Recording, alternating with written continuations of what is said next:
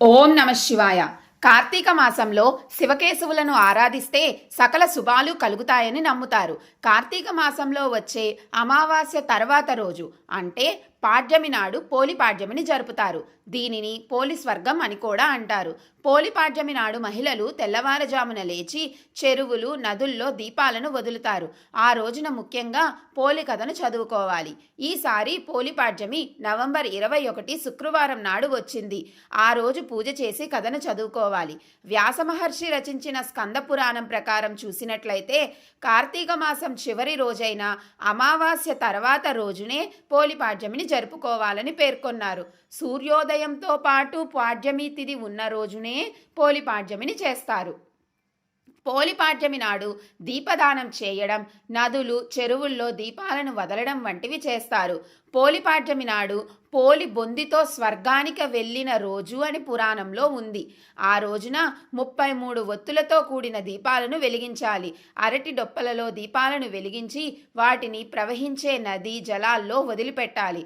ఇంట్లో పూజ చేసుకునేవారు సమీపంలో నదులు, చెరువులు లేనివారు ఇత్తడి పళ్ళెంలో నీళ్లు పోసి అందులో దీపాలను వదులుతారు. ఇప్పుడు పోలి స్వర్గం కథ చెప్తాను, వినండి. ఆంధ్రదేశంలో కృష్ణా తీర ప్రాంతాన చాలా కాలం క్రితం బాదరా అనే గ్రామం ఉండేది. దాదాపు ఆ గ్రామ వాసులంతా సంపన్న కుటుంబీకులే. వారితో పాటు చాకలి పోతడి కుటుంబం కూడా ఒకటి నివసించేది. ఇంటి యజమాని పోతనికి 5 కొడుకులు. వారందరికీ వివాహాలు అయ్యాయి. ఇంటిలోని వారంతా కలిసిమెలిసి ఉమ్మడిగానే జీవించేవారు. వారందరిలోనూ చిన్న కోడలి పేరే పోలి. ఆమెకు చిన్ననాటి నుంచే దైవం మీద అపారమైన భక్తి, పూజలు, వ్రతాలు అంటే విశేషమైన ఆసక్తి.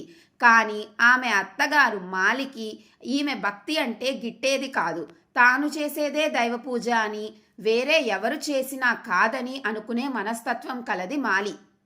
దాంతో పూజలు, ఆచారాలు పాటించాలంటే తనకు మించిన వారు వేరెవరు లేరనేదే ఆమె అహంభావం.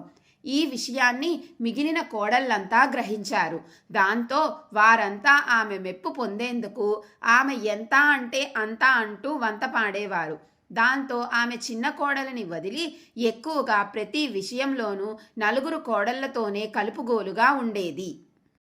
తనకు జరుగుతున్న అన్యాయాన్ని భర్తకు చెప్పుకుందామన్నా అతను కూడా అమ్మ మాటకు ఎదురాడలేక బదులు పలికేవాడు కాడు.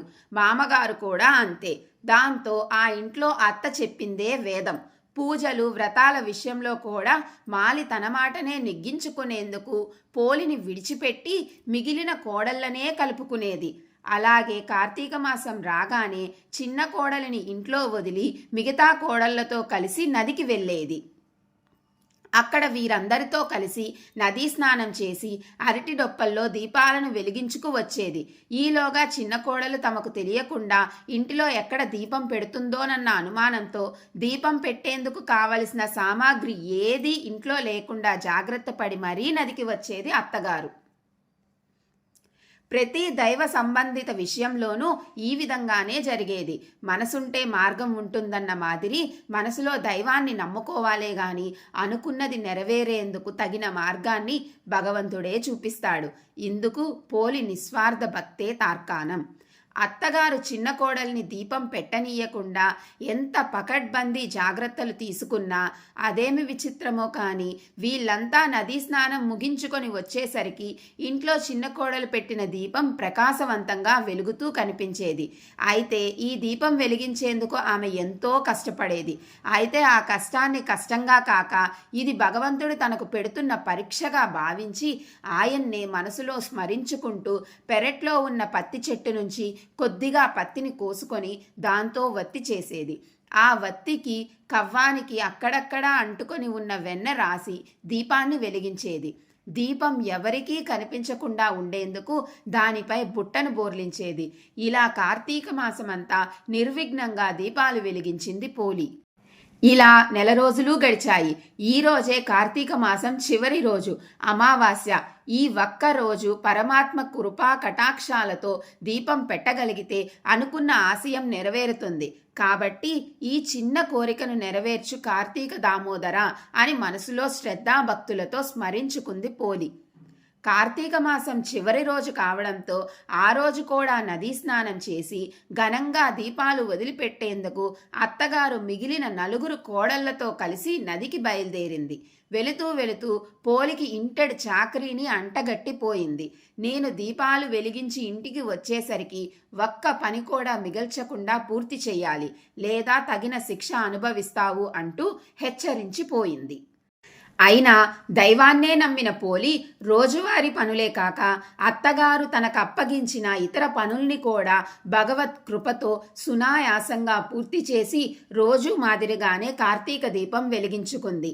పోలిని దీపం పెట్టనీయకుండా నీచ బుద్ధితో అత్తగారెన్ని అవాంతరాలు కల్పించినా వాటిని అవలీలగా పూర్తి చేసి ధర్మాన్ని దైవాన్ని నమ్ముకున్న పోలిని చూసి క్షీరాబ్దివాసునికి ముచ్చట వేసింది.